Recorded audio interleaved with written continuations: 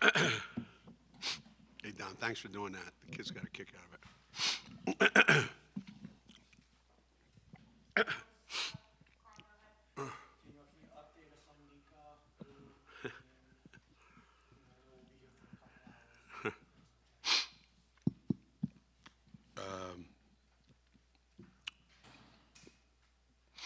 Yeah, Lou's been struggling a little bit with she strained her foot about 2 weeks ago. I guess it was maybe. So, and she tweaked it a little bit today. So, you know, she says she's fine though, but it's going to be something we need to keep an eye on, obviously. I didn't see the play that Nika got hit on, but from what I hear,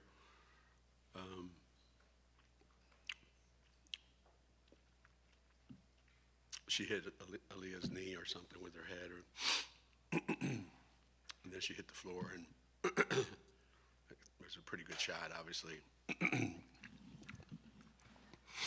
But she's in the locker room, and she says she feels fine, so we'll see. We'll know more tomorrow. Hopefully it's nothing.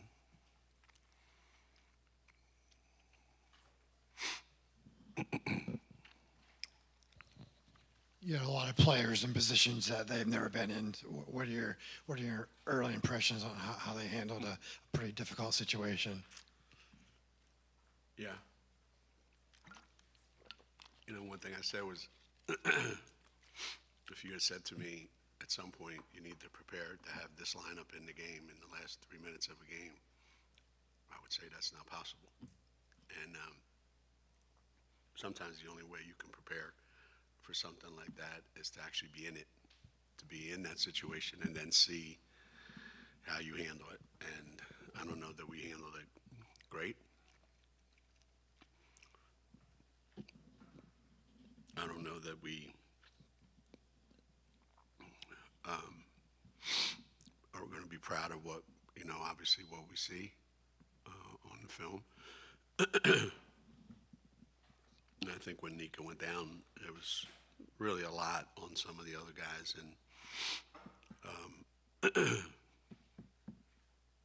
but at the end, we had to make a couple plays, we had to make a couple shots, we got to make a couple free throws, and we managed to do what needed to be done at that particular time to win a game.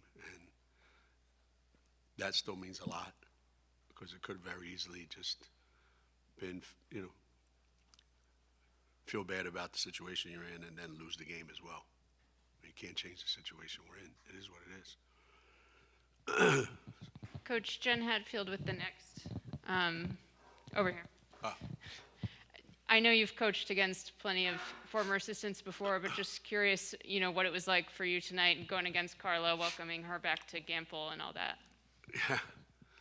Yeah.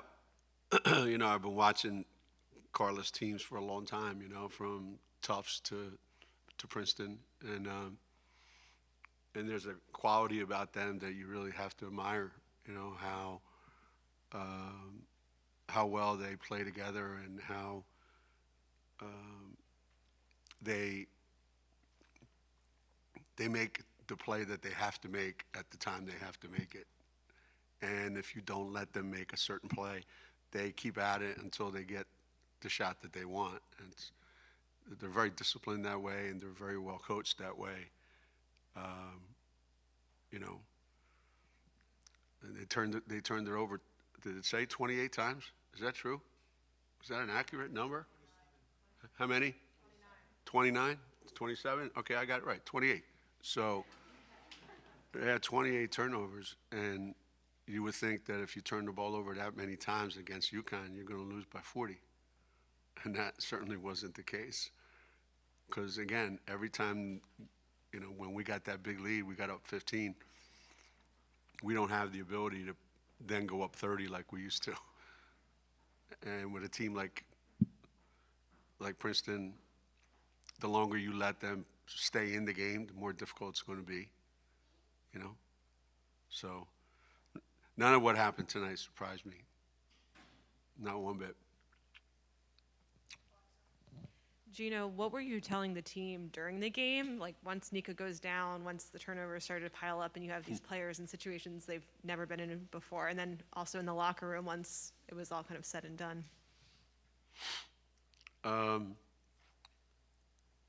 Yeah, I mean, as the game is going on, the only thing that you can keep talking about is the next play that we have to make, you know.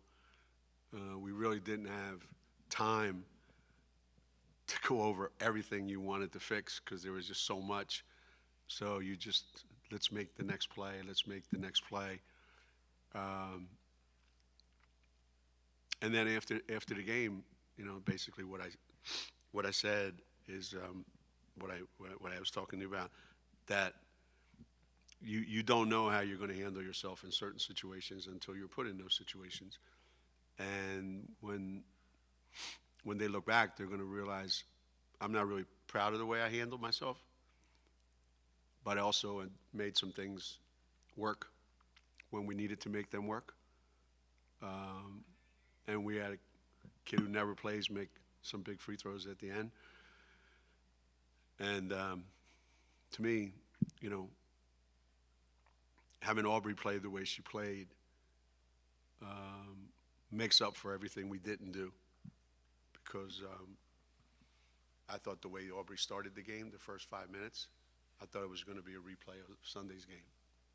And, you know, we really challenged her really hard in the huddle, and she responded. She responded probably with the most important game she's ever played since she's been at Connecticut. So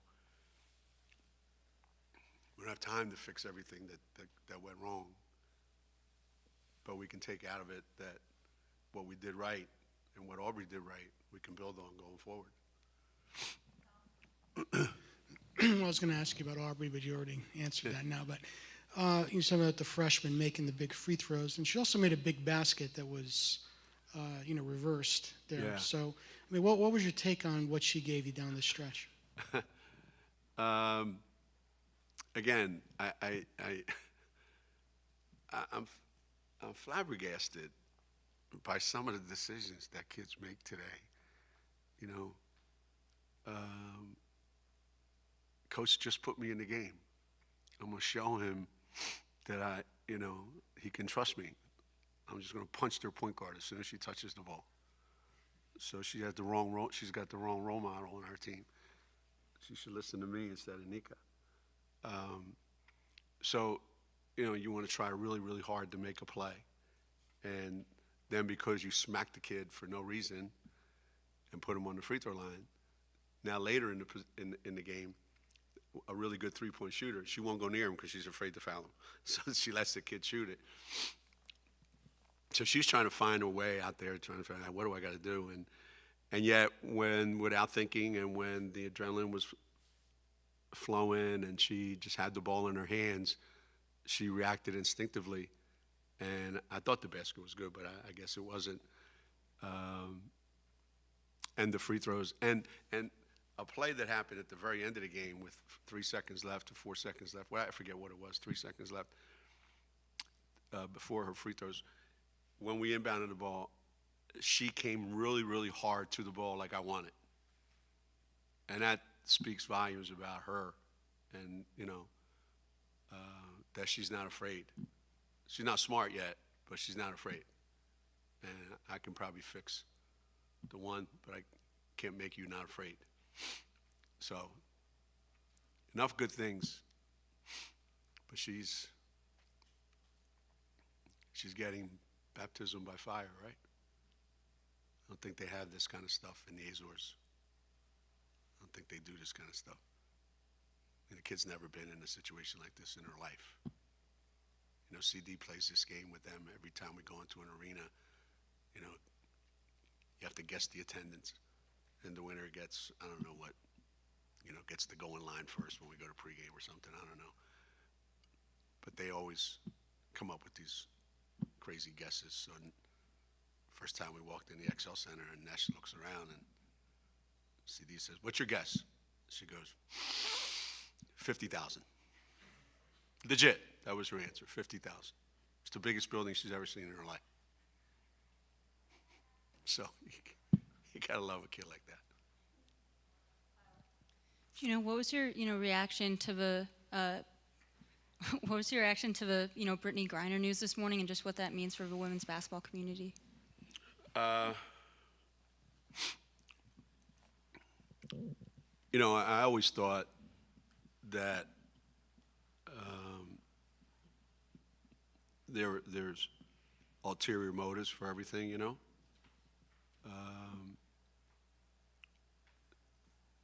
when it happened, everybody knew that it was not your normal, typical U.S. citizen in a foreign country doing something incredibly egregious and has to be punished for it. Everybody knew what the deal was. I always took the position, and I think a lot of other people did too, that there was a point that the more we complained and the more attention we brought to it and the more we demanded that the Russian government do something, given how many other Americans are out there being held illegally, I knew that the more noise we made, the more we threatened, and the more we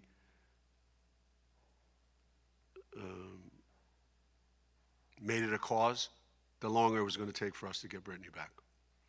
So I'm really happy that in the last 5 months, however long, it's been really quiet, and people behind the scenes did what they do, and it turned out the way it turned out.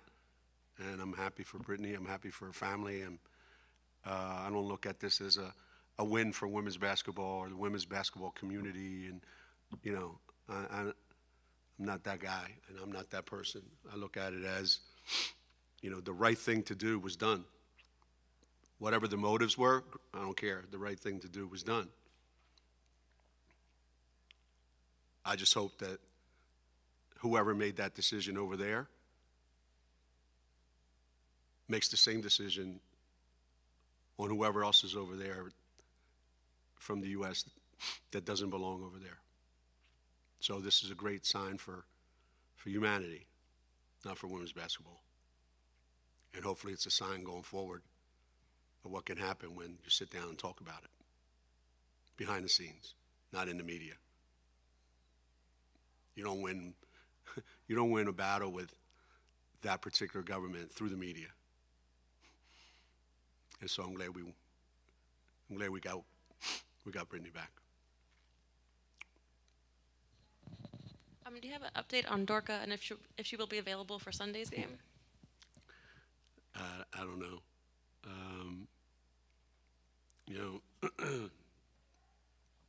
When someone gets an injury, there's got to be a mental part to it that has to be addressed. Meaning, if someone tells you, hey, it's okay, you can probably go, mentally you have to be ready to go. And if you're not, it's not going to work. And, my conversation with Dorka is she's not there yet. And maybe she will be by Sunday. She's practiced a couple days, so that's helped. And then we have a long layoff after Sunday. So right now, I can't tell you yes or no about Sunday. The follow-up on the national, when usually your freshmen, they know they're coming here 9 months, a year, whatever it is. Her recruitment happened very, very quickly, and if I remember correctly, she showed up the first week of classes. Mm-hmm. Can you talk about the progress she has made from her arrival to where she is today? And, it took a lot of nerve to, go in front of a few thousand people and make some foul shots with everything on the line. Yeah. Well, the flight over took longer than the recruiting process. So that tells you how long we were recruiting her. And the one thing I do admire about those kids over there, and Nash was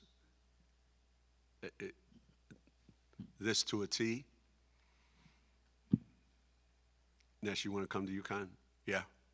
You ever been to America? No. You even know where we are? No. You know anything about it? No. Sure you want to come? Yeah.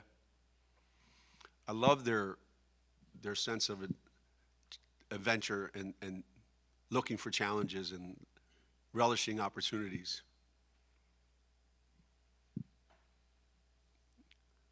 You know?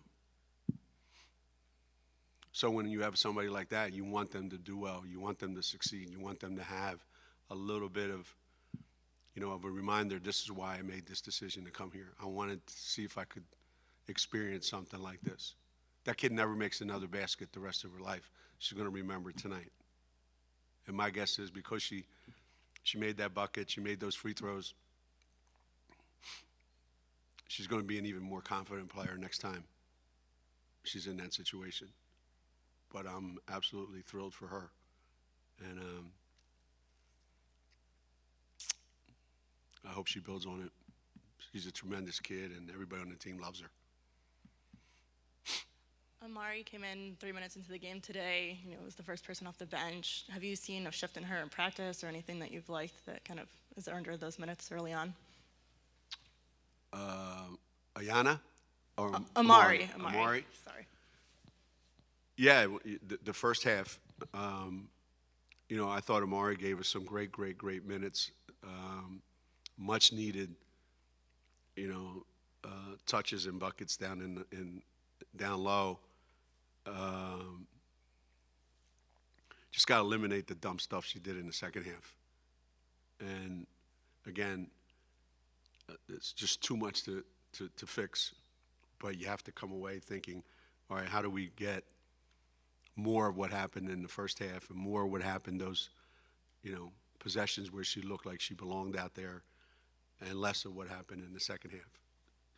I knew I was going to play her tonight, and I knew I was going to get her a lot of minutes tonight.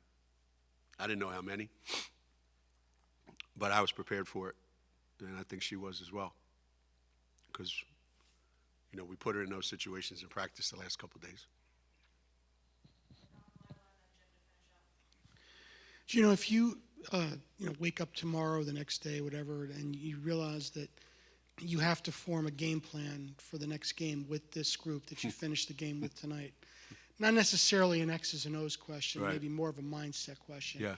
How do you approach that? How do you feel like you maybe one of the bigger one-game challenges that you've ever had, I imagine. Yeah. How would you approach that? Role players never get hurt, do they? Guys that you're just going to play 5 minutes.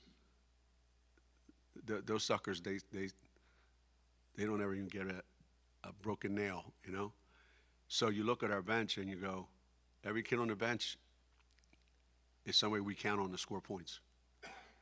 And now we're going to have a team out on the floor where the one thing that they don't think they're comfortable with is scoring points. And I don't know how we can win without shooting or scoring. So it's right. It's not about X's and O's. It's about the mindset that they all of a sudden are going to have to acquire. And will they be able to do it? I don't know. Will we be able to do it as a coaching staff? Yeah, we'll be able to put something together as to how we're going to attack, Maryland, how we're going to try to defend them.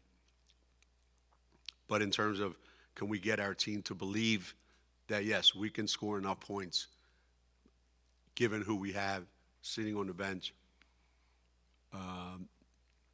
That's going to be a tough sell, But then again, kids surprise you, right? So hopefully they'll surprise us. They surprised me tonight. I told one of our GAs going into the game tonight, I thought 60-54 in triple overtime. That was my prediction. So I think we knocked it out of the park. What did we get, 67?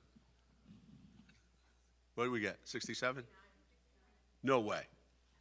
I'm telling you. We killed it. We killed it.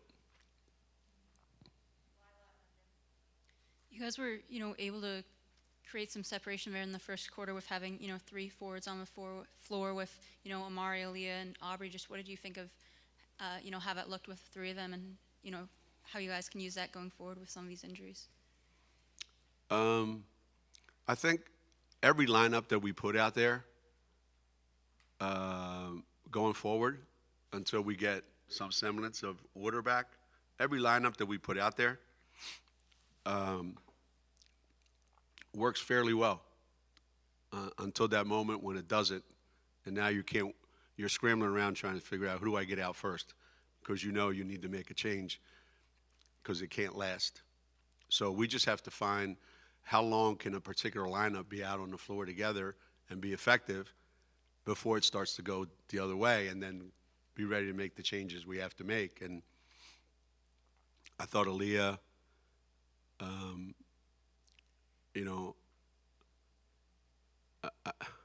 with her and Amari out there, I feel pretty confident that we can run the stuff that we want to run.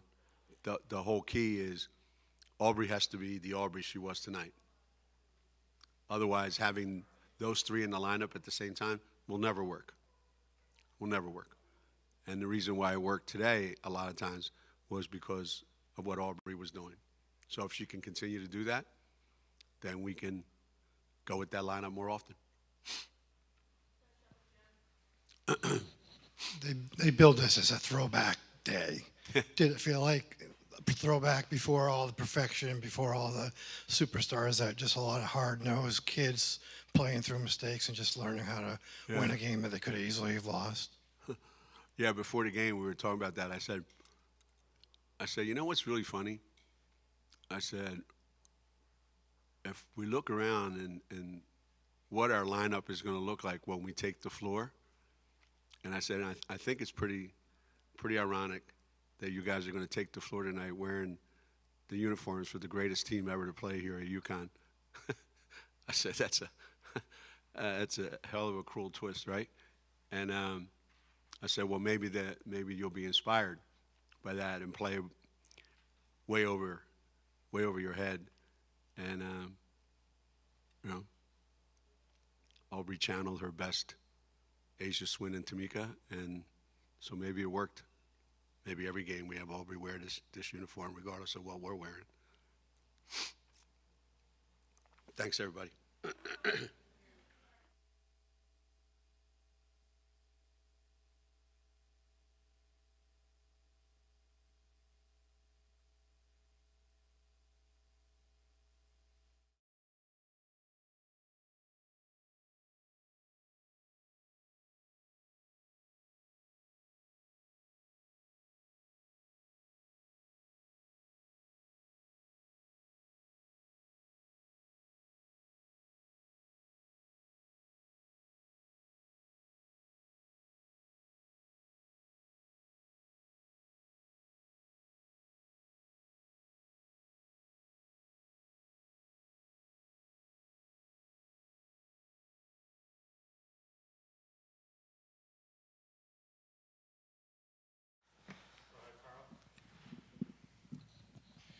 Aubrey, first of all, 11 of 11 of the floor, I believe, ties the score record. Can you talk about that? And then what was it like those last few minutes in that, I don't know if those combinations of players that you had on the floor were what you were expecting to be like at the end of a close game, and how do you think they handled themselves? Yeah, it feels great. I think towards the end of the game, a lot of people stepped up, and although we had a lot of players out, Ina stepped in at the end and made those free throws to put the game away. 11 for 11 from the floor.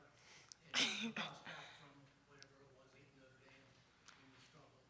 How good does that feel, to do that? Yeah, it feels really good just because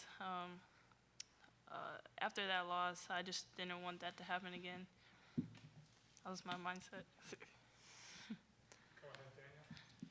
Ines, you hadn't taken a free throw at UConn before tonight. What's running through your head when you step to the line there at the end of the game to try and seal the win?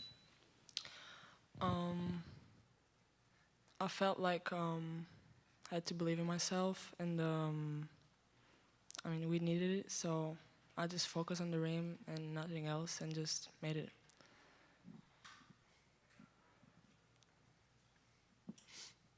Aubrey, what changed from the first to the second quarter that allowed you to be so successful the rest of the game? I don't think anything changed. I think I was still aggressive, just being more aggressive and just attacking the rim. We were down players, and I just stepped up, and a lot of other people stepped up for our team tonight. This is for anybody. You guys just got the news about AZ's injury on Monday, and then to see Nika go down in the third quarter, just how do you react to that mentally?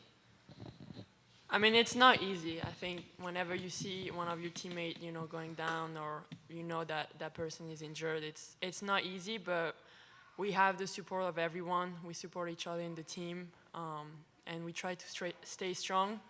And it's in those moments, when we knew that Nika was out, that some people had to step up, even if they don't play as much. And that's what Ines did. I think everyone did, and we found a way to win, and I think we're very proud of that.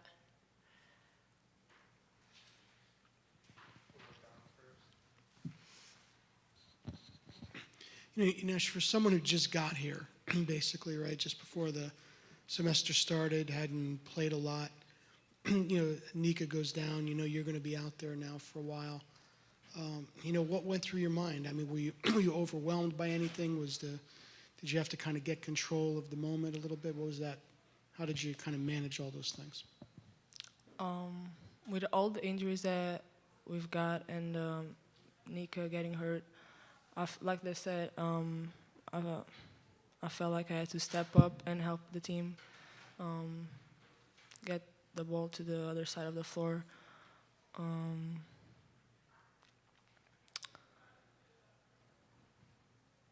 She did well. She did well. I think that it's, for a freshman, and it's very new for her, but we can see that she's we can see a lot of improvement even in practice, her confidence, and I think it's those moments where she can prove that she can be in the game and still have an impact, and we're very happy for her and very happy to have her.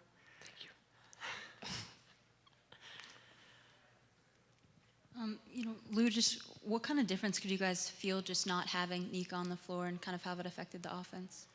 It's tough. I mean, for sure, we know that Nika brings that energy and that big defensive side for us. But, we have to always find a way, and I think that we were able to get some stops, and even if we were fouling, we were defending as much as possible and being aggressive, and yeah. This is for any of you, but maybe Aubrey, since you've been at UConn the longest, I'm just curious, with Carla Berube bringing her Princeton team in here, but also being a UConn alum, just curious if maybe the coaching staff mentioned it, or how aware are you guys of kind of the legacy of that 1995 team that she played on? Can you repeat it? Sorry, that was pretty long. Just with Carla coming in, just curious if that came up at all before the game, or just how much you guys know about her and that 95 team. Yeah, we didn't know. I don't think he mentioned it before the game, but it's ironic that we were actually wearing our throwback jerseys tonight, and Coach actually said he didn't think any other team would be able to pull through what we did tonight, and it just goes to show what UConn is. Lou, back on the road on Sunday against Maryland, what are the things that maybe you learned out at Notre Dame, playing on the road and things you think will help you Sunday? And also, can you give us some update on your foot? Because it was, obviously it had to be really hurting for you not to be able to play the last few minutes. Yeah, I think, having another away game, we're aware of what happened last Sunday. We watched film, and we're probably going to rewatch a lot of film before that. But I think that we have to start the game stronger, be more confident in ourselves. And we know, when it's an away game, there's a better crowd and all that. So I think now we were prepared, and we knew how it was for our first away game. So it's not going to be a surprise, but I think we just have to be aggressive and confidence from the start, have a better start will definitely help us. And my foot is fine. It's just been hurting, for a few days, few weeks. But I just tweaked it a little bit on, the bad foot, so it was just hurting more. But just wanted to be safe, not to hurt it more, to be able to be in other games.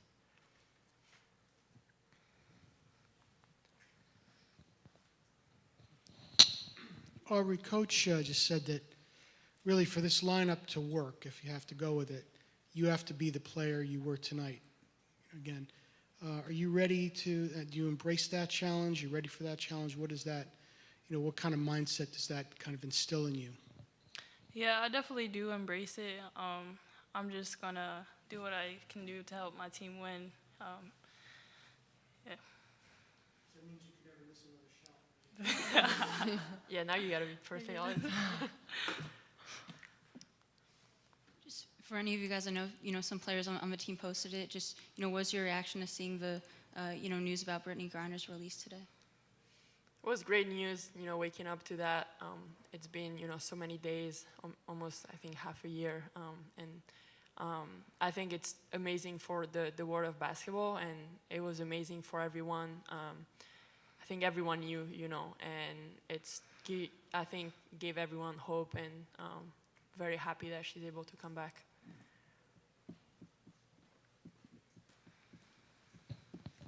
Lou and Aubrey, can you guys talk about the duo of you guys and the teamwork you guys put in to get the offense going tonight? Yeah, I mean, I think, we with the lineup that we had, we know that, we had to step up in some ways, and very proud of how, Aubrey responded, and she was confident with her shots, and I even told her, like, when I passed the ball and at the three-point line, I told her to shoot it, because, like, when she's hesitating, that's, when it's harder, but today she was just confident in every shot, every drive that she took, and I think that's a big plus for us, just being confident and having, trusting each other in the team, and that's how we're going to win games. Anything else for the players? Go ahead, Dom. Ines, before you came to UConn, what was the biggest crowd that you ever played for in front of? I'll say the biggest crowd for was the European Championship. It must have been like, I'll say 200. Yeah. And back in my island, it was like 70, 50 people. It was not a lot, as you can see.